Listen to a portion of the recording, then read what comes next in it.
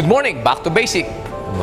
Ayan na, di ba? Ito ang ating ngayong pagpapatuloy po ng pagtuturo sa amin ni Coach Earl Yap. Kasama pa rin natin ang nagtuturo sa amin ng archery.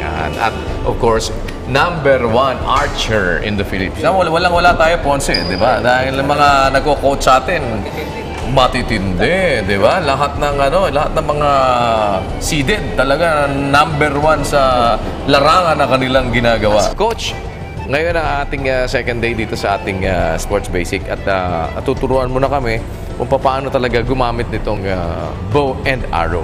Ayan. At ito yung arrow, ito yung bow, at ano ang una namin gagawin? Yan.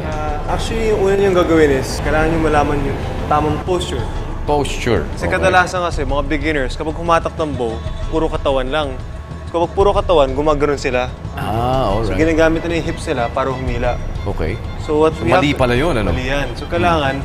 Pero yung paghawak muna nito bago namin hatakin, paano ba hawakan siya? Tamang paghawak, since yung grip naman, design siya to fit all types of hands. Okay. Kailangan pasok lang. Pasok siya, tapos sakto lang, hindi ko yung sobrang loob, hindi yung sobrang labas. Basta naka-rest lang yung pinaka-base ng thumb nyo. Kailangan ba, Coach, madiin ang paghawak nito?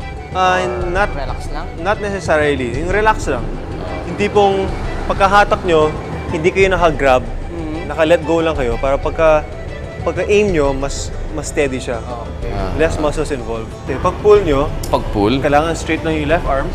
Straight. Tapos, paghatak nyo, kailangan yung elbow nyo nakataas na. Nakataas na. Gano'ng kataas ang elbow ko? Face level lang. This time, you put the arrow already. Okay. Arrow muna kayo. Lalagay mo na yung arrow. Paano ang paglagay ng arrow, Coach? Kasi May clip to, sa diba? string kasi, meron kang knocking point. Ito. Yes, so kailangan yung arrow nyo nakalagay sa loob. Sa ilalim pala. Okay. Yan, tapos may click. Yeah, tapos may click siya. Yung click na yun, ibig sabihin secure yung arrow nyo. Okay. So now when you hold the string, kailangan one finger on top, two fingers below. On top, 2 fingers lang yung sa ilalim. Sa ilalim. Okay. Gaano layo yung finger namin? Nakapasok na pasok or tip lang? Normally sa first line, first joint nyo sa finger. Okay, first Coach, joint. bakit hindi po pwedeng 4 fingers ang nakalagay sa string?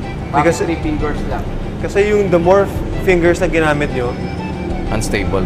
mas unstable yung pagbitaw ng string. So pangit yung bitaw ng arrow. So gusto nyong, actually kung pwede nga 2, Mas maganda. mas maganda for a shorter bow. But for beginners, yung tamang turo is 3. 3, okay. 1 on top and 2 two sa below. ilalim. Sample ko muna. Sige, okay, Coach. Pagkahatak nyo, straight na yung left arm, Okay. elbow level, yung face level yung elbows nyo.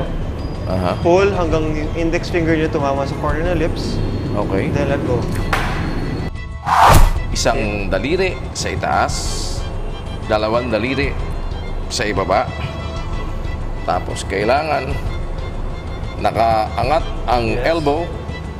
Tapos kailangan tumama Sa corner ng sa lips, lips. yung index finger. So harap pa kayo, forward pa konti. Forward pa. Yan. Yes.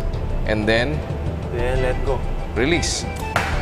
Hindi nilagyan ni Coach Earl ng sight scope ang bow namin for us to learn the principles of archery. Now we're ready to aim and shoot the target.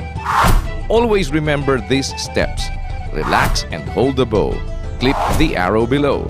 Then pull the string with 1 finger on top and 2 fingers at the bottom. Aim at the target. Then slowly release the arrow. Tamang pagbitaw ng string is parang i-roll out mo lang yung string.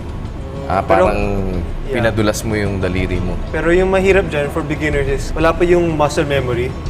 So for now, okay na yung pagbitaw lang. But later on, kailangan mo i-develop yung proper release. Kung kaya, may follow through. But since Paano yung follow through? dapat from this point, pagkabitaw nyo, since i-roll out nyo, yung right hand nyo may konting bitaw palikod.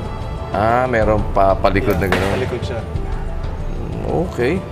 At least, marunong na tayong magpalipad, di ba? Tama si Coach, kuya. Oo. Tama si Coach. Nakaka-addict ka. Pero basically, tama ba yung forma na gano'n, Coach? Yes. Ganito lang, and then tapos yung stability nung ano. Yes, Okay yan. okay na yan. Yung stance nyo is the open stance. May square pen, tapos may close. So yung pinaka-common na stance is the square and the open. This is the open. Open na yan. And square is... Square is kapag mag-draw ka ng straight line from toe to toe, it goes to your target. So basically, Ganito ba yan? Ganito? pag ganun, mag-draw ka ng straight line from toe to toe, it goes Okay. straight to your target. Ayun. Yan ang square.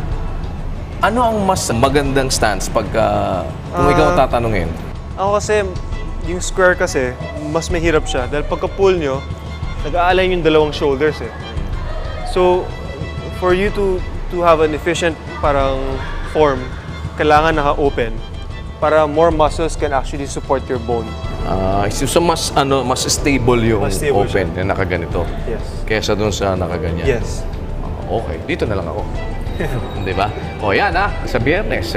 Magko-compete kami ni Ponce at of course, si Coach Earl Yap dito, nakita nyo naman, ganun pala talaga, madali pagka marunong ang nagtuturo. Di ba? Talagang madali ka matututo. Kuya, pag Nadali mo magaling kagad. nagtuturo, parang ang galing niyang tumira. Oo, pero titingnan natin kung sino mananalo sa atin dalawa. Coach, thank you Yes. so much ha. You're welcome. Sa Friday, dapat ikaw ang aming dito, arbiter. Dahil baka kaming dalawa magpanaan. Yan, ang ating Sports Basic dito pa rin sa Good Morning, Kuya.